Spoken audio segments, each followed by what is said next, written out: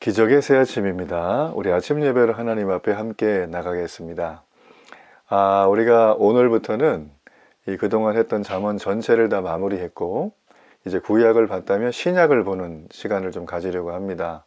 그래서 구약 한 권, 신약 한 권, 이런 식으로 아침 예배가 이제 앞으로 좀 진행될 예정입니다. 에베소서라고 하는 신약의 책을 좀 선택을 했고요. 제가 이 책을 왜 선택을 했는지, 오늘은 이제 뭐 1장 1절 이렇게 나가는 게 아니라 우리 에베소서에 대한 이 전반적인 핵심을 좀 정리하는, 이 뼈대를 잡는 그런 시간을 좀 가지려고 해요. 자, 이 에베소서라고 하는 건 여러분 성경책의 보통 뒤쪽에 보면 대부분 지도들이 좀 있죠? 그 지도들이 쭉 있는데 뭐 거기 보면 바울의 전도 여행이라든지 아니면 예수님 시대에 뭐 복음 사역했던 지역이라든지 뭐 이런 지역들을 펼쳐보면 이 당시에 그 예루살렘 땅을 중심으로 해서 지중해, 지금으로 말하면 뭐 티르키아라든지 시리아, 그 위에 그리스, 뭐 위에 뭐 카스피해 이런 것들이 막 나옵니다. 흑해도 나오고. 그런 지도를 한번 보시면 그레데 섬 위에 반모섬이 있어요. 그 오른쪽에 보면 에베소라고 보통 돼 있습니다. 자, 이 지역이 굉장히 이 성경, 신약 성경에 많이 등장하는 지역이에요. 뭐 빌립보서 있죠? 이 빌립보라는 지역이에요. 데살로니가 전후서, 이것도 지역 이름입니다. 뭐 고린도, 이것도 지역 이름이에요. 반모, 뭐 그레데, 이 반모섬은 우리가 사도 요한이 이렇게 유배됐던 지역이죠. 그래서 여기 등장하는 이 지역을 좀 이렇게 지도를 보면서 함께 에베소서를 좀 보신다면 여러분이 매일 이렇게 진행을 할 때 굉장히 도움이 될 것 같아요. 특별히 이 에베소서는 이 당시에 그 그리스 문명의 중심지였어요. 에베소는 이오니아 항구라고 이제 하는데 오늘날로 말하면 튀르키예의 이즈미르 지방의 셀축입니다. 이 동쪽으로는 주로 육로와 서부의 해상로가 만나는 이 천혜의 항구 도시였어요. 항구의 특징은 뭐죠? 외국의 문물들이 들고 나는 일이 너무나 빈번하게 일어나는. 그러다 보면 당연히 상업이 발달을 하겠죠. 그러니까 이제 그 다양한 그 고대 근동 지방에 있었던 당시에 그 지중해 연안에 무역하던 대부분의 나라들이 드나드는 항구 도시다 보니까 여기에는 그들이 어떤 물건을 사고 파는 것뿐만 아니라 그들이 가지고 온 문화, 그들의 종교, 뭐 이런 토착 신앙 뭐 이런 것들이 많았어요. 그래서 여기에는 아데미 신전, 뭐 아르테미스, 뭐 로마 신화의 디아나 뭐 이런 말로 부르기도 하는데 세계 7대 불가사의 중에 하나인 이 아데미 신전이 여기에 있습니다. 이 아데미 신전은 달의 여신이라는 별명이 있죠. 이 에베소라는 지역 자체가 그래서 상업이 굉장히 발달하고 또 다양한 문화와 문명들, 언어들, 사람들이 왕래가 빈번했던 곳이고 또 이것은 우리가 말하면 이 달의 여신 아데미 신전이 있었던 기독교적인 용어로 표현해 볼게요. 하나님의 없는 삶을 우상과 함께 살아가는 그런 곳이었다. 여러분 우리가 기억해야 될 것 중에 하나는 무엇이냐면 나는 나 자신을 믿는다. 나는 무신론자다. 이렇게 말하는 분들도 나 자신을 믿는 종교가 있는 거예요. 그 세상에 철저한 무신론자는 없습니다. 하다못해 정한수항구를 떠놓고 이렇게 누구한테 빌면서 자신의 길흉하복을 맡기는 그런 의식을 하는 것처럼 수많은 사람들은 뭐 나는 신을 믿지 않는다, 인정하지 않는다, 부정한다 이런 말을 많이 하지만 그 사람은 어떤 신념이나 가치관이나 세계관을 가지고 살아갑니다. 이거는 제가 종종 말하지만 엄마 뱃속에 태어나기도 전부터 내가 완벽히 세팅을 하고 태어난 사람은 아무도 없다. 이 땅을 살아가면서 경험치, 지식, 다양한 여러 가지 생각들과 이런 뭐 썰들이 조합이 돼서 지금의 내가 하는 언어요, 선택의 기준이 된 것들이에요. 그래서 특히 뭐 이 아마존 같은 밀림 지역이나 이 최고로 발달된 맨하탄이나 저 유럽에도 모든 사람들은 다 뭔가를 믿고 살아요. 뭔가를 믿고 살아요. 그쵸? 그게 구체화되었느냐 안 되었느냐의 차이지 뭔가를 믿고 삽니다. 그 믿는 내용에 대해서 나름대로 나 혼자만의 고백이 아니라 여러 명의 집단으로 고백하는 걸 신앙 고백이라 그래요. 이런 신앙 고백이 생기면 체계가 생기죠. 이게 이제 교리적인 진술이라 그러죠. 그러니까 모든 종교에는 이런 흐름들이 다 있다라는 걸 여러분 알아주시면 좋겠어요. 이 당시에 에베소도 여러분 뭐 다양한 책들이나 문헌들을 통해서 이 지역이 어떤 곳이었나를 지도도 좀 보시고 좀 알아보신다면, 우리가 에베소서를 6장이거든요. 전체가. 이걸 좀 다루는 동안 굉장히 선명하게 들어올 것이다. 그래서 이 에베소서는 바울이라는 분이 썼어요. 여러분, 바울은 참고로 신약에 13권의 책을 쓰신 신학자이자 목회자이자 순회 복음 전도자이자 다양한 직함이 있는 분이시죠. 바울의 인생은 굉장히 스펙타클합니다. 넌크리스천이 아니라 완전히 유대교 신봉자였다가 아주 급진적이고 아주 급격하게 완전히 그냥 이 코페르쿠스적인 어떤 그 대전환을 통해서 삶이 뒤집어지고, 이분이 예수님을 믿는 데 그치는 게 아니라 이방인의 사도로 부름받는 그 극적인 장면들이 여러분 사도행전에 잘 기록이 돼 있죠. 자, 그런 분이 예수님 이후에 그 AD 한 60년대 초에 로마 감옥에 있을 때 이 에베소서를 썼다라는 게 굉장히 유력한 내용 중에 하나입니다. 이 에베소서에 대해서 흔히들 바울 사상의 정수가 담겨 있다, 뭐 바울 사상의 왕관과도 같은 책이다, 아니면 기독교 신앙의 가장 권위 있는 요약서라고 불릴 정도로 이 에베소서는 로마서, 갈라디아서와 함께 이 바울 사상에 굉장히 이 핵심이 담겨져 있는 내용이라고 볼 수가 있습니다.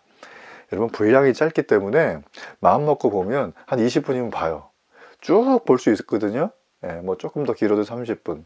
그래서 여러분, 마음 먹으면 하루에 10번도 볼 수 있어요. 여러분, 출근하실 때, 그죠? 운전하실 때, 뭐 주방에서 일하실 때, 혼자 있는 시간에, 뭐 하여튼 간에 조금만 짬을 내면 들으면서 보면서 할 수가 있습니다. 여러분, 아침 예배를 드릴 때 정말 중요한 건 하나님의 말씀을 스스로 여러분 보시는 게 굉장히 중요해요. 그리고 이 아침 예배에 제가 이제 설교를 하잖아요. 그러면 제 내용이 어떤 부분에서 내가 보던 거와 해석이 맞는가, 아니면 어떤 부분에서 하나님이 영적 메시지를 던지시는가를 이렇게 캐치업을 하는 게 여러분 신앙에 굉장히 유익하다라는 것입니다. 우리가 지난번에 잠언은 각 구절이, 각 장이 하나의 경구였고 하나의 명언이었고 항상 지혜를 가리키면서 이렇게 미련한 자와 그 다음에 의로운 자, 미련한 자는 여호와를 없다고 여기는 자고 여호와를 없는 자는 지혜가 없기 때문에 이 땅을 자기가 아무리 열심히 살아가도 뱅뱅뱅 도는 거죠. 그 반경을. 그래서 그 사람은 끝내 결국에는 파멸이고 멸망이라는 얘기가 사실 이 잠언의 줄을 이뤘어요. 이 얘기는 흑과 백을 딱 갖다 놓고 두 가지만 얘기를 하는 거예요. 근데 여러분, 에베소서는 그렇지 않습니다. 에베소서는 하나의 스토리보드가 쫙 이렇게 있는 거예요. 크게 에베소서는 세 부분으로 이렇게 나눌 수가 있어요. 자, 먼저 1장부터 3장까지는 하나님이 지금까지 어떤 계획으로 창조부터 지금까지 오셨는가에 대한 설명이 나와요. 그러니까 그분이 하신 사역이죠. 일이죠, 일. 자, 그리고 나서 이제 이 하나님의 계획에 그 계획과 그분의 목적이 이 땅에 있는 사람들 뿐만 아니라 모든 피조세계니까 여러분 지구와 우주 전체를 다 포함하는 거죠. 여기에 전부 다 가득 차 있다는 내용이 나온다는 거예요. 자, 그러고 나서 이제 이 하나님의 계획과 목적을 받아들인 사람을 그리스도인이라 하고, 이런 사람은 새로운 삶을 살게 된다고 하죠. 근데 그 새로운 삶의 결정적인 핵심은 내가 행복하고 내가 더 잘되고가 아니라 하나님을 위한 삶을 살아가니 저절로 나머지 행복과 삶의 의미와 가치가 따라오더라. 거기에 플러스 재미까지 있더라 라는 거예요. 놀랍지 않습니까? 이거를 바울은 4장에서 6장 9절까지 그리스도인의 진짜 삶, 이건 찐이다, 이 얘기를 좀 해줍니다. 자, 그리고 나서 마지막에는 6장 10절부터 24절까지는 바울이, 이분이 대단한 분인 게 뭐냐면, 예수 믿으면 드디어 이제부터 꽃길만 걸을 것 같아요. 사람들이 이렇게 생각하면서 나는 몸이 아파서 예수 믿었는데 병이 나았다라든지, 난 여러 가지 삶의 필요가 있었는데 채워졌다라든지, 나는 그냥 신경 안정제와 같이 복잡한 한 주를 살아가는데 때묻고 싸우고 상처난 것들을 조금 씻어내는 어떤 좀 신경 안정제나 좀 진통제 느낌으로 왔는데, 뭐 이런 분들이 많거든요. 여러분, 근데 이런 분들이 이제 오셔가지고 예수님을 믿고 계속 이 정도의 느낌으로 예수님을 믿고 살아가면 그들의 삶 속에 사탄이 공격하는 것들을 막아낼 힘이 있을까요? 없을까요? 영적인 전쟁이 벌어지면 백전대패를 해요. 지금 바울이 무슨 얘기를 하냐면, 아이고, 하나님의 계획과 목적이 엄청나게 있고, 이게 당신을 뿐만 아니라 온 우주에 하나님의 이 구원의 계획과 내용이 전부 다 가득 차 있다. 이런 내용들을 전제한 다음에 새로운 삶은 그리스도를 믿음으로 받아들이는 것이다. 그분을 인정하는 것이다. 그 삶을 얘기하고, 그 삶에는 영광과 기쁨도 있지만 뭐도 있다? 전쟁도 있다. 이걸 고난이 있다 그러는 거죠. 이 고난은 나는 고난 피해갈래요, 이런다고 피할 수 있는 주제가 아니라고 바울은 말합니다. 그래서 우리에게 뭘 하는 거죠? 그 고난 앞에, 그 영적인 전쟁 앞에 주눅 들지 마라. 최선의 전략은 공격이에요. 공격. 방어도 물론 중요하지만. 그래서 우리가 공격을 하기 위해서는 어떻게 해야 되나요? 완전 무장을 해야 되죠. 그래서 바울이 하나님의 전신갑주를 입으라는 거예요. 전신갑옷, 완전 무장하라는 거죠. 이거는 마치 이 군인들이 전쟁에 나가기 전에 철저하게 훈련하고 전력 전술을 싸고 그 팀에 배치가 돼가지고 그 분대원들과 함께 뭔가 이렇게 거기에 맞는, 그 전략에 맞는 모든 장비들을 장착을 하고 1분 대기조로 바로 그냥 부저만 올리면 튀어나갈 정도의 준비된 상태를 말하는 거예요. 그러니까 여러분, 그리스도인의 삶은 나이브한 게 아닙니다. 여러분의 필요 몇 가지를 채우기 위해서 교회를 다닌다면 여러분, 그건 너무 안타까운 거예요. 물론 기독교 신앙 안에, 성경 안에는 위로도 있고 권면도 있고 지혜도 있고 지식도 있고 여러 가지가 다 있어요. 그런 걸 다 줍니다. 그러나 여러분, 그게 목적지가 아니에요. 성경의 하나님은 우리에게 뭘 말씀하셨나요? 예수 그리스도의 중심 메시지는 깨어진 이 땅 속에 인간의 모든 노력으로, 수고로 더 이상 새로워지지 못하고 회복되지 못하는 이 현실을 마음을 아파하면서 구약에 말씀하신 그 메시아가 지금 오셨다. 그분이 오시면서 하나님 나라가 이미 임했고 그분이 승천하시면서 다시 오실 때 그 나라가 완성한다고 말하셨어요. 그래서 많은 사람들이 예수를 믿으면 천국 간다, 우리는 천국을 천당이라는 생각을 많이 하고 죽어서 가는 곳 이렇게 생각을 하니까 이 땅에 그리스도인의 삶에 힘의 가리가 하나도 없는 거예요. 현세에 대해서는 별 중요성을 두지를 못해요. 그렇게 되면 그냥 세속과 함께 그냥 타협하고 살아도 나는 구원받으니까, 이런 굉장히 그 도덕적 회의가 판치는 기독교 신앙을 가지고 있는 수많은 어떤 교리적인 부작용과 이단들의 내용들이 너무나 많죠. 구원파부터 시작을 해서 뭐 신천지 뭐 다 그렇습니다. 그래서 다들 구원받는 걸 되게 어렵게 설명을 하고 내 주장을 따라야 된다고 얘기하는 건 100%다 이단들이에요. 성경은 그렇게 말하지 않습니다. 이미 하나님 나라가 왔어요. 우리는 그 하나님을 내 평생을 걸쳐서 하나님을 알아가는 지식을 쌓고 공부를 하는 거, 그걸 다 한다 그래서 하나님 우리가 얼마나 알 수 있을까요? 하나님이 보여주신 만큼 이미 성경에 나와 있으니까 그 성경의 내용을 우리가 이제 받아들이는 게 중요해요. 그러면 읽어야겠죠?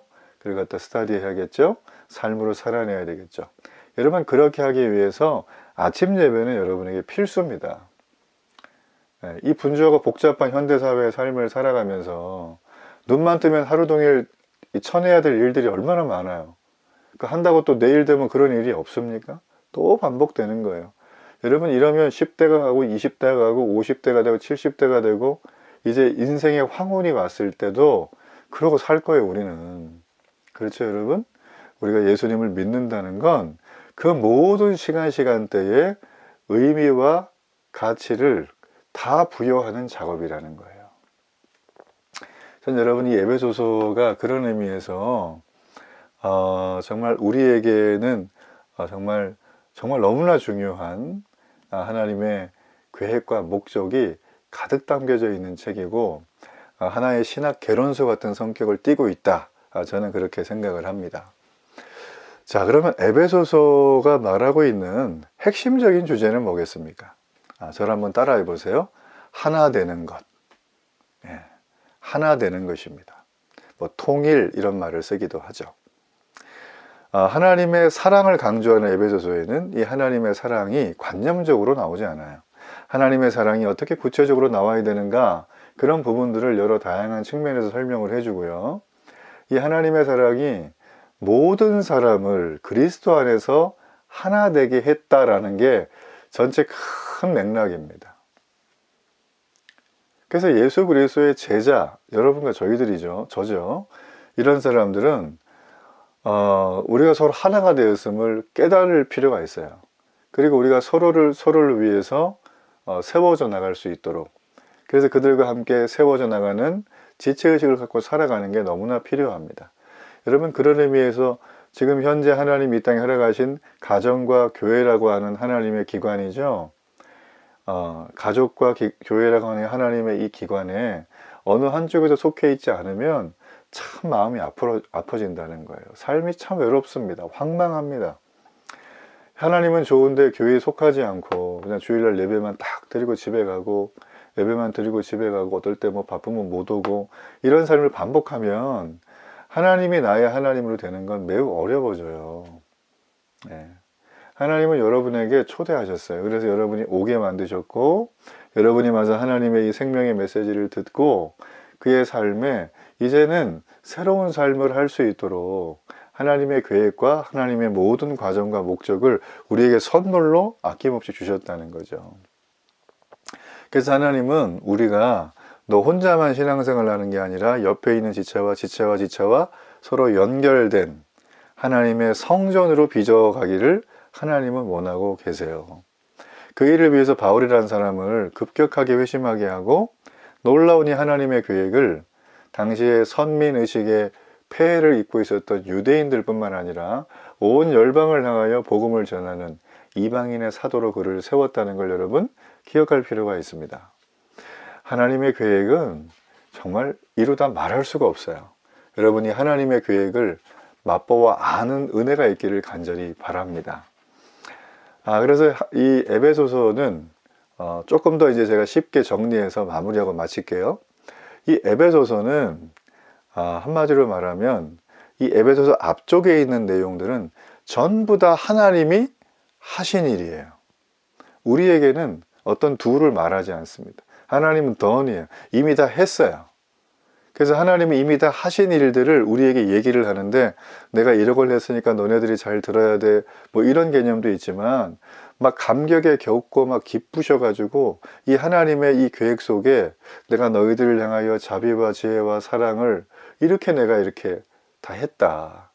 바울은 이걸 깨달았거든요. 그래서 막 이것 때문에 이 1장에 보면 하나님의 사랑과 하나님의 계획과 하나님의 자비로우심과 하나님의 인애를 높이 찬양하는 걸로 편지를 시작을 합니다.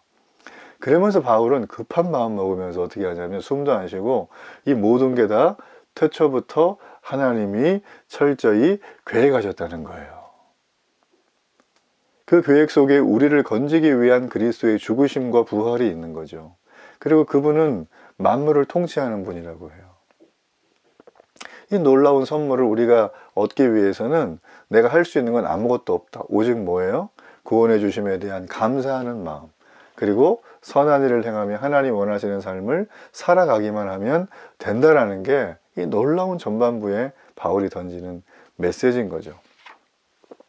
이 땅의 사람들은 너 하나 잘 되면 된다라고 하는 개인 행복을 극도로 옳다고 주장하는 사회에 삽니다. 그러니까 우리가 옆에 있는 사람, 심지어 사랑하는 아끼는 가족들까지도 어떻게 생각하죠? 내 입맛에 안 맞으면 등을 지는 거예요. 너무 가슴 아픈 일이죠. 실제로 가족을 그렇게 등을 지는데, 여러분 교회 안에서 서로 남남이잖아요. 그렇죠? 근데 오늘 에베소서는 주 안에서 하나라고 있거든요. 하나됨을 지키라, 하나 되는 방법에 대해서 상당히 말을 잘해줍니다. 아주 심플해요. 간단해요. 복잡한 그런 내용이 아니에요. 어떻게 말했냐면, 화를 참아라, 말을 조심해라, 악의를 버려라, 서로 용서하고 사랑하라는 거예요. 결론적으로 이렇게 하면 거룩한 새 사람이 되고 하나님을 본받는 자의 삶을 살아가기 때문에 이 땅에 어둠의 자식들이 빛의 자녀인 우리를 보고 착함과 의로움과 진실한 빛의 열매로 오게 될 것이다 라는 거죠. 자, 정리하면 뭡니까? 저희 교회 가장 중요한 캐치프레이즈, 복음이 삶이 되는 삶을 살도록 얘기를 하는 거예요. 예, 그게 성도가 하나 되는 방법이에요. 여기에는 서로 문화적 배경, 경제적 배경, 인종의 배경, 나이의 배경, 뭐 정치의 배경, 이런 것들이 다 다릅니다. 다 달라요. 그렇죠? 이게 같으면 이상한 거예요. 그럼에도 불구하고 우리는 어떻게 해요? 하나 되는 방법을 힘써 행해야 되는 거예요. 네. 어떤 사람이 그러더라고요. 자기가 서 있는 데서 왼쪽으로 한 보만 가면 진보고 오른쪽으로 한 보로 가면 보수예요. 그러면 이 사람은 어떤 기준에 있어요? 자기 자신이 좌와 우를 정하는 기준에 서 있다고 생각을 하는 거죠. 그렇죠? 여러분, 우리는 좌도 우도 아니고 오직 예수 그리스도 파임을 믿습니다. 거룩한 새 사람을 입은 사람들은 바로 우리가 해야 될 일은 뭐예요? 서로 지혜 있는 자처럼 행해야 돼요. 여기서 말씀은 어떻게 나오냐면 서로 상호 복종하라 라는 것입니다. 그러면서 뭔 얘기를 하죠? 상호 복종을 설명하기 위해서 아내와 남편과 자녀와의 관계를 얘기하는 거예요. 5장에서. 그러면서 남편에게 복종하고 남편은 아내를 그리스도께서 교회를 사랑하신 것처럼 사랑하라는 거예요. 이 그리스도의 사랑은 제자들을 섬기고 그들을 위해 죽기까지 하신 복종의 또 다른 형태이기 때문에 우리는 남편이 그리스도의 사랑을 제대로 본받는 방법은 아내를 자기 몸처럼 대하라는 거죠. 그 자녀들은 부모에게 복종하라고 말해요. 순종이 아니에요. 복종이에요. 이게 성경 메시지예요. 여러분 자녀분들 잘 들으셔야 돼요. 그리고 아버지는 자녀의 말을 경청할 의무가 있다. 여러분, 그러면서 결정적으로 이 상호 복종의 절정에는 뭐가 나옵니까? 로마 시대의 너무나 큰 아픔이자 번영의 상징이었던 결정적인 내용이 나오게 되어집니다. 바로 로마는 전체 인구의 3분의 1 정도가 노예들이 있었죠. 그러니까 노예가 없으면 도시 체제가 지탱이 안 됐어요. 그러니까 당시의 노예는 그냥 하나의 상품 정도였죠. 말하는 짐승 정도. 그렇죠, 그죠? 근데 바울이 노예 폐지를 주장한 것은 아니에요. 말씀을 보면 사람보다 물건에 가까운 노예가 예수님을 따르는 데 있어서 상전, 그의 주인과 동등한 입장이라고 본 것은 당시로서는 엄청난 혁명적인 사고였어요. 예. 왜냐하면 모든 그리스도인은 하나님의 소유이기 때문에 이 지상의 어떤 종과 상전의 관계, 노예와 주인의 관계, 이걸로 대립할 수 있는, 이걸로 정의 내릴 수 있는 존재가 아니라는 것입니다. 모든 그리스도인은 하나님을 섬기는데 충성을 해야 되고 우리는 모두가 다 하나님의 노예들이죠. 예. 그래서 이게 어감이 너무 세다 그래가지고 어떤 분들은 종이라고 하자 그러는데, 그죠? 저도 종이잖아요. 여러분도 종이잖아요. 그죠? 똑같은 종이에요. 원래 원어로 보면 이게 슬레이브가 아니고 둘러스예요. 종이에요, 종. 아니, 노예예요, 노예. 이게 사실은. 여러분, 그렇기 때문에 우리가 좀 이 부분에 대해서 좀 인식을 할 필요가 있습니다. 왜 에베소서는 이걸 길게 이렇게 썼을까? 여러분, 바로 그리스도의 사랑은 이렇게 표현된다는 거예요.